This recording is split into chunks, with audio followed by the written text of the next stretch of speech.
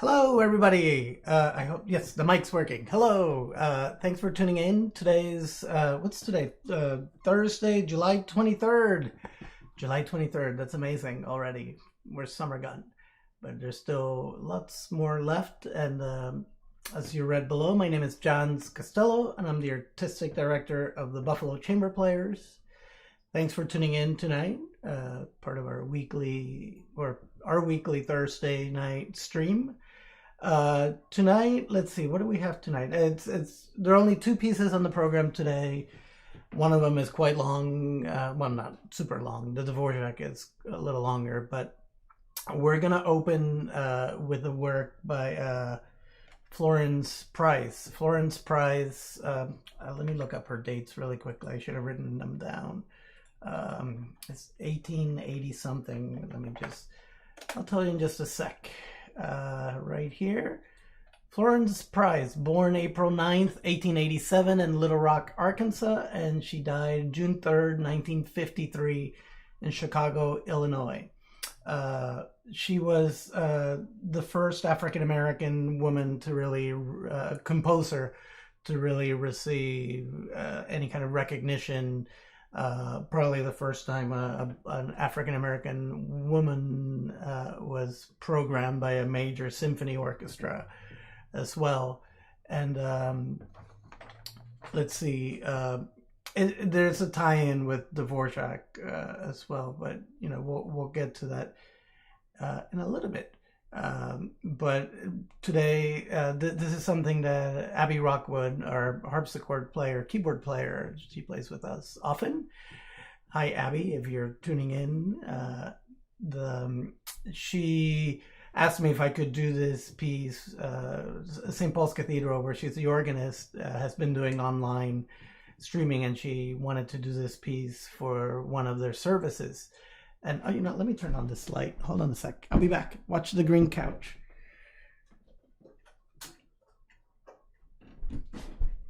Ah, so much better. There. So what's the story? Oh, yes. So she asked me if I could do it. It's an arrangement of a work of hers, Florence Price, Adoration. It's originally for organ, and this arrangement, it'll say at the beginning who arranged it. So thank you for that arrangement. and it's for violin or viola and piano. And I got the music, and looking at it, I thought it fit better on the violin, at least on short notice, because it gets a little high for the viola, and I didn't want to. I've been playing a little bit more violin these days with my son. My 10-year-old son is a violinist, and we've been playing duets together. So I've been taking out the violin a little more than the viola these days. So hope you enjoy it. It's a beautiful piece. It's not very long, but it's quite beautiful. So Florence Price's Adoration.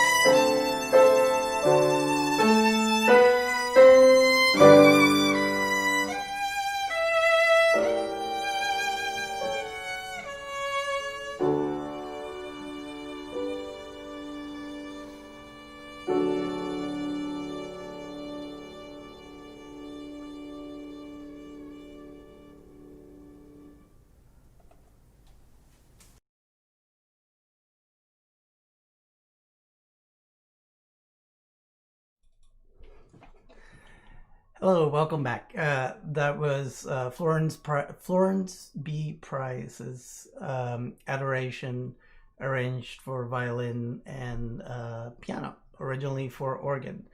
And Ellen wrote me all these great notes about Florence Price. She wrote to a lot of conductors early in her career, trying to get programmed, but obviously they did, or sadly, a lot of she got very few responses from her letters that she would write. And let's see, it was in 1931. Her symphony in E minor was performed by the Chicago Symphony, and that was huge, obviously for her career, but also for that was one of the first times a symphony by an African American composer, let alone in this case an African American woman, performed by a major symphony orchestra. You may have heard, those of you that have come to our concerts for some time may have heard her music before. We played, what was the name of that song? Ellen just told me, and it's Songs to the Black Virgin. And that we play that at the AK. Beautiful, beautiful music. So do look for her online. You'll find. Oh wait, thank you, thanks, Robert and Bob. I saw you complimenting my double stops. Sadly, I cheated a little bit. I had to edit those because I'm a little bit rusty, especially I'm not a violinist. So I tried them; they were okay, but I made them better with the power of editing. So don't tell anybody. It's just our little secret, and I guess the other 30 something people watching. So don't tell anybody. But yeah, no, it's beautiful, and I will program it again, I'm sure, because it's just beautiful music. Now we're gonna turn for the rest of our program, which it's probably we have another 30 minutes of music or so, and we'll stop in between movements to talk about what's going on. But this is the Antonín Dvořák's Wind Serenade, and it's a very interesting piece. I mean, it's fabulous. That's why I'm sharing it with you. And this is from a concert that we did at the AK, I think in 2017. So some of you may have heard it. And actually, yeah, like if you see below, who knows? Maybe that's what's behind the screen. That's you at the AK there. So. Dvořák, Czech composer, Bohemian composer. I guess Bohemia was the part of the Austrian Empire back then, and eventually. So I guess he's a Czech Bohemian composer. But he came to the United States and taught in New York City, a conservatory. I forget the name of the conservatory, but they were trying to start a new conservatory, and they wanted a big, famous European director to head it, and they brought Dvořák over. And while here, he was very interested in American music, like traditional American music, and he even told composers, up-and-coming composers here, and Florence Price must have heard of, moved in that circle, about looking to your own music. The same way Dvořák borrows a lot of Czech melodies and incorporates a lot of folkloric or folk elements into his music. He told American composers that they should do the same, as opposed to trying to look for European models. So that's really one of the connections, I guess, between the Florence Price work that we started with and what you're about to hear. It's a wind serenade. It's sort of a little bit fashioned, but like if you think earlier, Mozart wrote some wind partitas, wind serenades that usually octets, 2 flutes, 2 oboes, 2 clarinets, 2 bassoons. So octet. Dvořák gets rid of the flutes, so he has 2 oboes, 2 bassoons, but he has a third part for a contrabassoon. That in the part it says optional, but it just adds bass. There are 2 clarinets and 2 horns, but instead of two horns are traditional, but instead of 2 horns, he uses 3 horns. Again, just expanding the form. And then to make it even this called a wind serenade, there's a part for cello and bass. And the bass is not that unusual at that time. They would add a bass to beef up the bass line, a string bass. But this piece is a little bit unusual, that in addition to the bass, it has a cello, often doubling, but sometimes it's totally independent, and it just creates a really great texture. And it's a live performance, like I said, from 2017, and we're hoping to start doing live recordings to stream for you soon, though it's going to be a while before we can get this many wind players on stage. So a little bit bittersweet, but and enjoy it. It's a great piece. We'll start now with the first movement, which I'll tell you what it is. I think it does have alla marcia. It's a march, which is very traditional at the time. The Harmonie Musik was a wind music at the time. And that's a term that was used, and often a lot of it started with a march. And this will start with a march, but it's a little bit in a faster tempo. So enjoy, and I'll see you after the first movement. Let me try to cue up the correct piece. Here we go. Enjoy.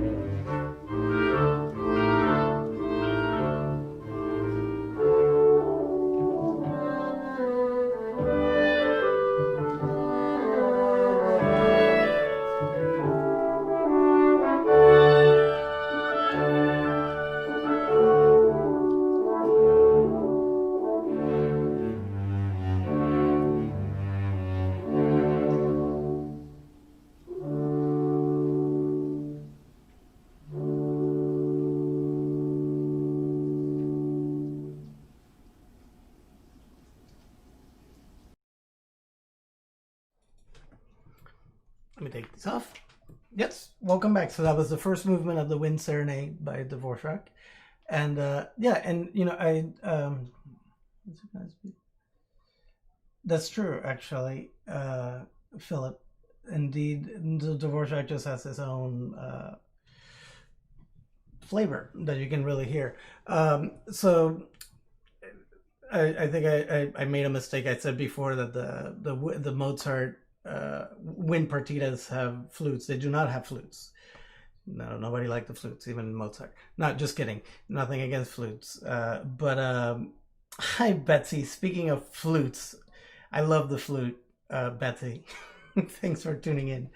So yeah, but even though like the Grand Partita, the Mozart Grand Partita had a string bass in it, so that was traditional. But here it's a little different, you know. And I was talking with Ellen earlier, and Brahms, who actually championed Dvořák's music, and actually got Dvořák was he actually made a living as a violist at the time, and he was trying to he played in an orchestra as a violist and also taught piano, but he was trying to get away from that and dedicate himself fully to composing. And he met Brahms, and Brahms loved his music, and even introduced him to his music publisher, Simrock, and that's who signed Dvořák to a publishing deal. And this is one of the pieces that that Brahms liked. But what's interesting, if you look at Brahms' serenades, especially the second one that has no violins, you basically have violas, cellos, bass. So in this, you take out the violas, you leave the winds, but you take out the two flutes, and obviously that didn't have. I don't think the Brahms has all the brass either, except for the horns. There's some similarities. I mean, you can see that they were playing with the form, but it's an unusual instrumentation that sort of died out. I think I guess you can say maybe Richard Strauss and his Wind Serenades may have incorporated some of this, but it's sort of like the wind ensemble of sorts, just without the flutes. So. Second movement. The second movement is fascinating, and Ellen wrote me very nice notes, and I'll just read them. The second movement is the minuet trio of the work. So instead of the slow movement here, he puts the minuet and trio second, which Brahms does this too in a lot of his symphonies. But in place of the traditional minuet and trio, Dvořák uses two Czech dances, the Susedska and the Furiant. The Susedska is a semi-slow bohemian dance in 3/4 time. It has a calm, swaying character, and it is usually danced in a pair. The Furiant is a rapid and fiery bohemian dance in alternating 2/4 and 3/4 time, with frequently shifting accents, or an art music in 3/4 time, with strong accents forming pairs of beat. I have no idea what any of that at the end meant, but it's just, I guess it has mix. It just changes the meter. So so it's again Dvořák changing the form, but borrowing, going back to his Czech roots, Bohemian roots for melodic and dance, inspiration from dance music. So enjoy second movement.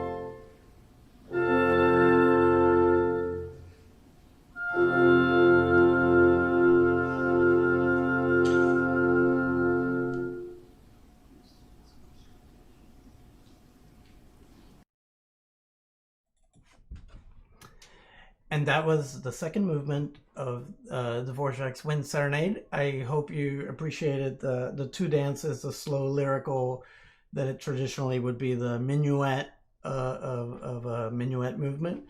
But in this case, it was just a dance. And then the trio in this case was another Czech dance, the Florence, that's full of fury and fire. And it's just very nice contrast. And then after the Florence, it goes back to the original. It's fabulous. Named as Sousedska. Sousedska. That's such a neat name. I love it. I wish I could speak. If anybody speaks Czech, they can. Well, you can't pronounce it because you can only chat. And feel free to ask questions also in the chat. Even during the pieces, I've been trying to list the musicians as we go. And there, I forgot to explain why the horns were cut off. Well, right before this piece, I was playing on stage Janáček's string quartet, the Kreutzer Sonata, which is a great piece and a lot of notes. And it's one of those that I was done playing and I had gone to the back of the hall and the camera was set up to record the quartet beautifully. And as I'm enjoying the Dvořák, it's like, I should probably check on the camera because this group looks a lot bigger than the quartet. And I go over there and I see that, oh yes, Katka, I will spell it. Let me look it up with the,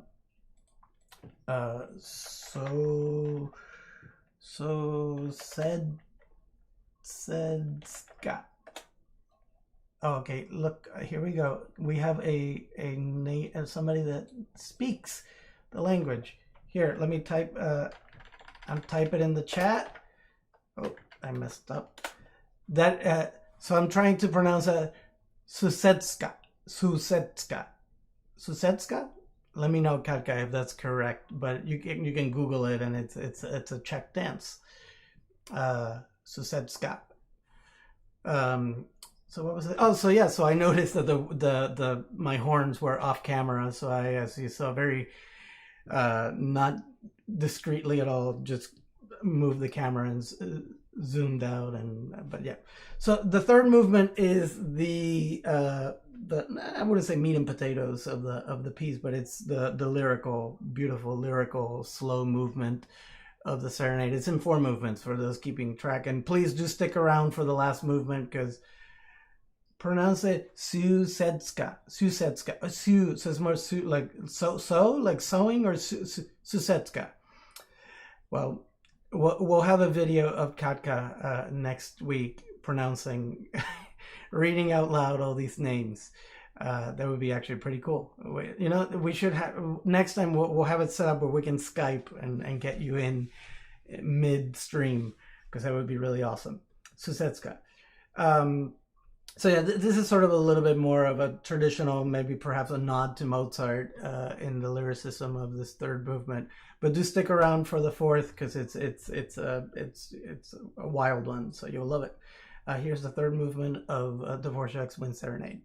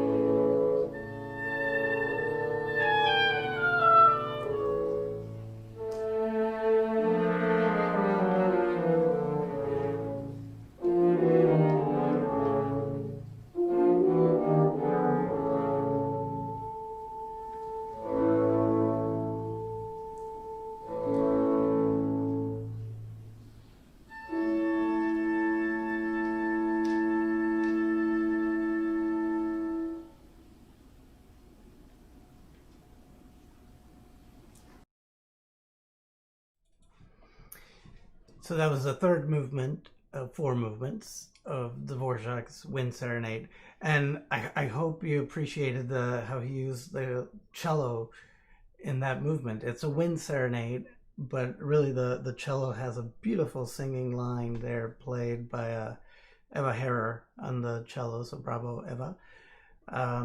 It's just, but again, it's like, what's a cello doing as a melody instrument in a wind serenade? And it's just, so it's not just working as to expand the bass line anymore. It's truly being treated as a separate color in the texture. So yeah. So now for the last movement, and yeah, you'll hear it. You'll hear some material from the first movement. Alan says that this has like a polka-like melody, so I can't wait to hear this one. But it's a fun, fast movement, and the return of the first movement is just epic. I think it's just epic music. So enjoy it. See you in a bit.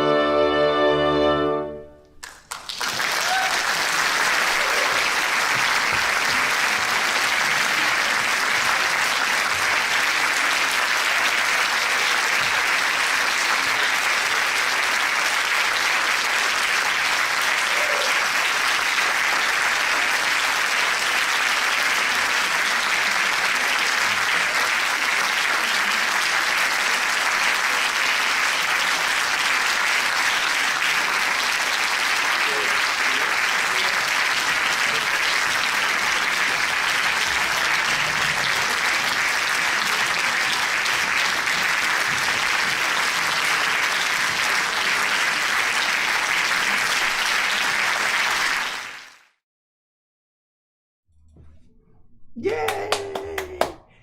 That was awesome. That was epic. I think that was epic. It's such an awesome piece, such a great ending.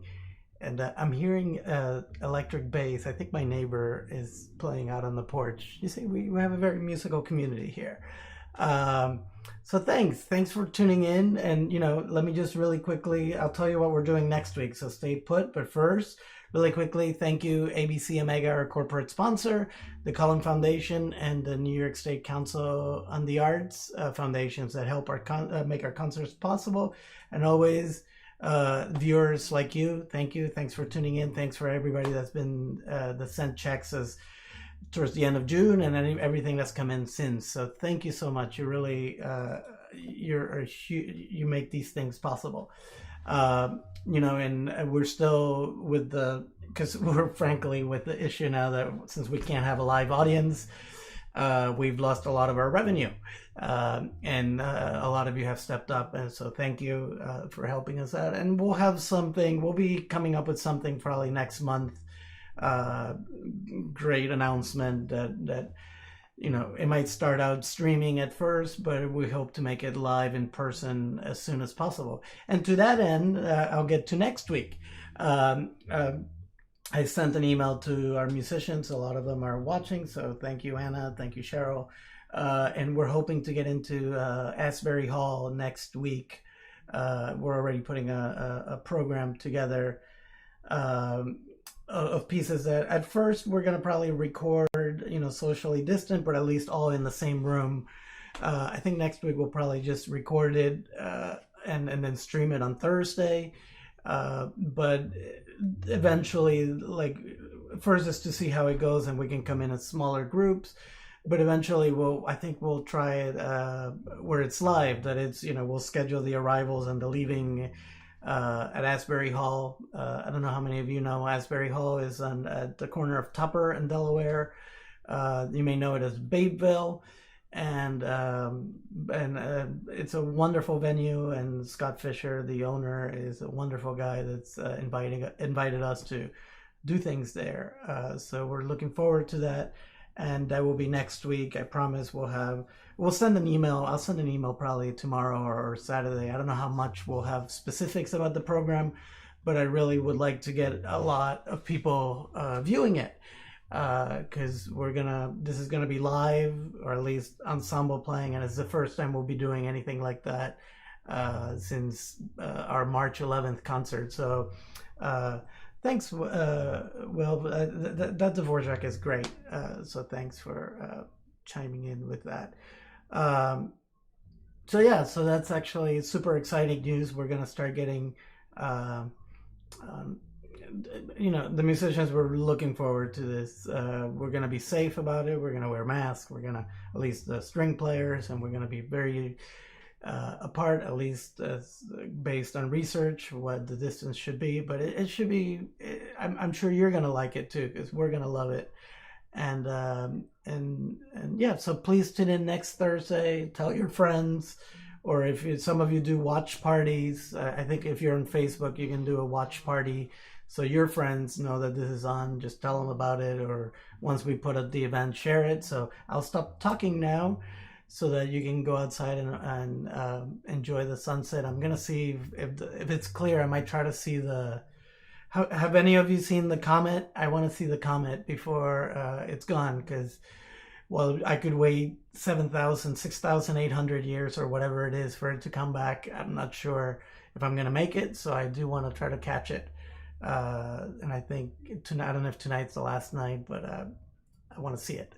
So not yet. You haven't seen it. Yeah, and I've seen a lot of pictures online, but I don't know if those are like long exposures. I don't know if it's gonna look like that, but I hear if you bring binoculars, it helps. So yeah, so pretty cool. And before I forget, let me see if I have it here. Yep. If you have time, I just posted. This is a link. If not, you can Google it. Google Florence Price, the first piece that we played, the first composer that we played. This is a New Yorker article from 2018. That I think is pretty neat. It just gives you a little background. In case you didn't know Florence Price before, I think this is a composer we should all know, and we should all look for her music and champion. Yeah. So, it's rain. Yeah, we did get a lot of rain over here too, Phil. So I guess you guys are getting it now in Maryland. But again, thank you all for tuning in. Stay well, stay healthy. And we'll get through this, but we're doing our part here. And thank you so much, and see you next week. And as always, you feel free to listen to our end credits, Making Whoopee. Good night.